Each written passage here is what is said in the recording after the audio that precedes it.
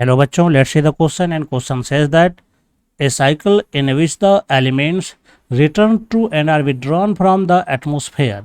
This type of cycle is called. यहाँ पर question पहले समझते हैं। यहाँ पर क्वेश्चन में कहा जा रहा है कि एक साइकिल के बारे में चर्चा किया गया है।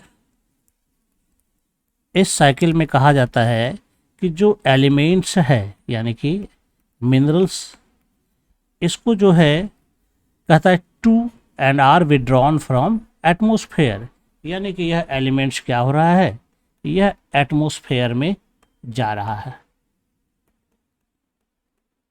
और फिर एटमोसफेयर से ही फिर वापस भी लिया जाता है ना। तो इस प्रकार के साइकिल को क्या कहेंगे हम लोग।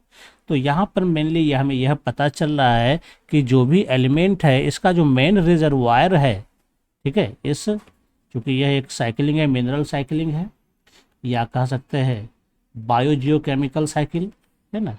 इसको बायोजियोकेमिकल साइकिल कहेंगे या मिनरल साइकिलिंग कहेंगे या न्यूट्रिएंट साइकिलिंग कहेंगे, है ना। सभी प्रकार के साइकिलिंग में यहाँ पर जो कह रहा है कि जो एटमॉस्फेयर है यह हमारा मेन रिजर्व पूल है।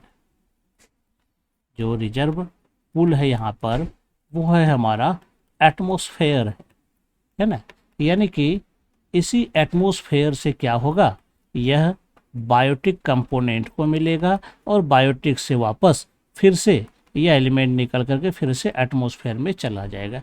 तो मेनली एटमॉस्फेयर से ही एक्सचेंज हो रहा है। तो ऐसे साइकिल को हम लोग कहते हैं मेनली गैसेस साइकिल कहेंगे, है ना। इस प्रकार के साइकिल को जिसमें सिर्फ और सिर्फ एटमॉस्फेयर रिजर्वायर पूल होता है या हाइड्रोस्फेयर होता है, ऐसे साइकिल को हम लोग कहते हैं गैसेस साइकिल कहते हैं। तो यानी इसका जो हमारा राइट आंसर होगा वो गैसेस साइकिल होगा, जो कि ए नंबर में दिया गया है। बी कहता है सेडिमेंट्री साइकिल। तो सेडिमेंट्री साइकिल में क्या होता है कि जो रिजर्वायर होता है वह मेनली रॉक्स होता है, लिथोस्फेयर होता है, जैसे कि सल्फर साइकिल है, फास्फोरस साइकिल है ना, इस तरह के साइकिल होते हैं। तो यहाँ पर क्या हो रहा है, एटमॉस्फेयर की बात हो रही है, जबकि सेडिमेंट्री साइकिल में एटमॉस्फेयर इन्वॉल्व नहीं होता है। तो इसका मतलब ये नहीं होगा बोथ ए एंड बी, ये भी गलत हो जाएगा। नन ऑफ द अबव, ऐसा नहीं है। आंसर हमारे पास है ए नंबर, राइट आंसर हमारे पास है। तो हमारा राइट आंसर क्या होगा, ए नंबर हो जाएगा। I hope you understand it well and best of luck. Thank you.